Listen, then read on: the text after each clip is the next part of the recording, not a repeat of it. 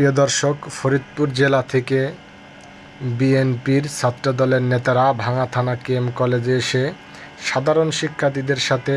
আজকে মতবিনিময় সভা করেন এবং আগামী দিনে তারা কিভাবে এই রাজনীতি চালিয়ে যাবেন, কিভাবে চলবেন, সেই দিক নির্দেশনাগুলাই সাধারণ শিক্ষার্থীদের সাথে বলেন এবং আগামীতে যেন এই ক্যাম্পাসে কোনো ঝামেলা না হয় সেভাবেই তারা রাজনীতি করবেন সাধারণ শিক্ষার্থীদের সাথে কথা বলেছেন।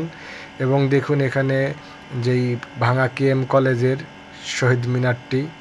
একটি বানানো হয়েছে, সেই জায়গায় তারা একই সাথে বসে তা বলতেছেন সবাই একসাথে ছবি তুলবেন। দেখুন, এখানে ফরিদপুর জেলার কেন্দ্রীয় নেতারা এবং আমাদের ভাঙা উপজেলার থানা লেভেল হতে এবং ওয়ার্ড লেভেল পর্যায়ে সকল নেতারা একই সাথে দাঁড়িয়ে ছবি তুলতেছেন। এখানে যারা দেখতে পাচ্ছেন, অনেকে এবার নতুন মুখ, পুরান মুখ, সবাই একসাথে ছবি তুলে আগামী দিনে কিভাবে রাজনীতি চালিয়ে যাবেন সেই কথাই সকল নেতাকর্মীদের কাছে কেন্দ্রীয় নেতারা বলে গিয়েছেন